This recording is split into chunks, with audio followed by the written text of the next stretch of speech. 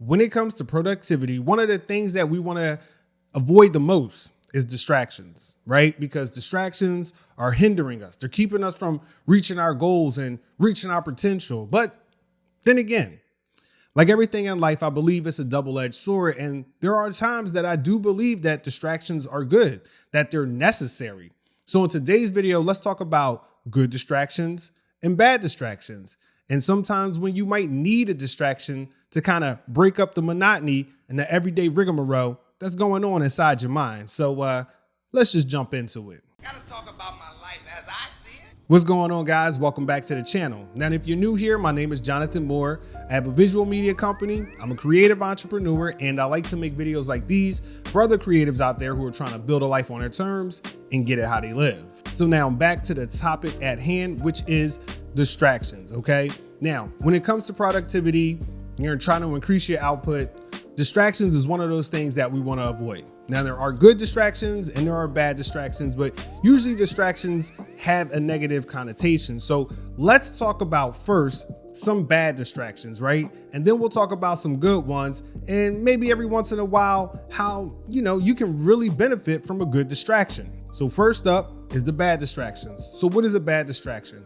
Well, that's basically, in my opinion, anything that is keeping you from your family, from your work, is decreasing your productivity.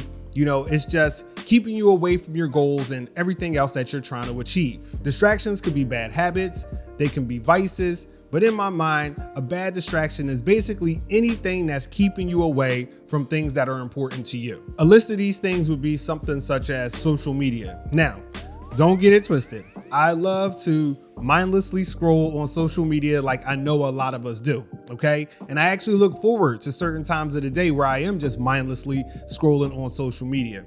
But when you're on social media just way too much, the reality is that social media, as great as it is, it can be very toxic, right?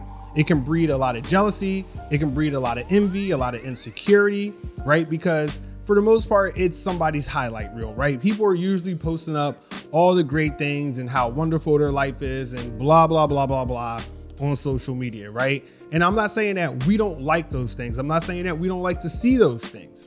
But what I am saying is sometimes, it can mess with you mentally, right?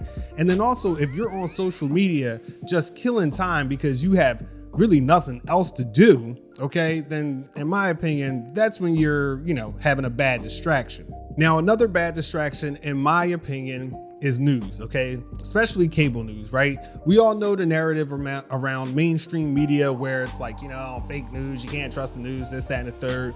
And here's my thing about it, right? A lot of times on the news, it's basically just doom and gloom, okay? It's just like something that's like to make you scared or you just don't feel good. Rarely do they have, feel good stories. They might every once in a while, but for the most part, it's just doom and gloom, it's fear mongering. And a lot of the things that they talk about, you have no control over, right? They're talking about somebody fighting over here, somebody fighting over there. This person did this person did that. And you can get all riled up. You catch yourself getting all in the mix of this stuff and getting all pissed off and, having strong opinions around it, which there's nothing wrong with that. But a lot of the times it's just things that you can't control. And so when you're focused on things that you can't control, it's taking away your focus on things that you can control. So focus on the things that you can control. Stay away from the news. I mean, it's good to know what's going on and have a sense of what's happening around you, but don't get sucked into it because for the most part, it's just like a rabbit hole of like doom and gloom and fear. Now, let's flip it to the other side of the coin. Let's talk about some good distractions because I do believe there is a such thing as good distractions. And so what would a good distraction be? Well, in my opinion, a good distraction would be something that takes your mind off of something that is consuming you, right? So if something's consuming you at work, you got an issue there, it's consuming you, something's consuming you with your family or things that's going on in your personal life. Sometimes, let's be real, life can just get super heavy. And every once in a while, you need a good distraction to kind of maybe break you out of a funk, break a certain train of thought, and kind of just bring you back to normal. You need to give your mind time to relax and regenerate, right? If you're focused on something so much that it just takes over you, right? You could be missing out on a lot of good things around you, right?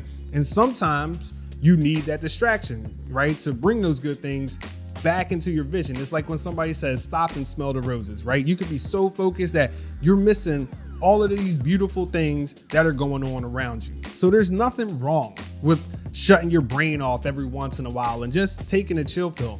There's nothing wrong with sometimes just mindlessly scrolling on social media, right? Because you don't want to think, right? That's why you might watch a movie or you might watch a television series, right? You just want to be entertained. You don't want to think. You want to be entertained. You just want to be able to relax and chill.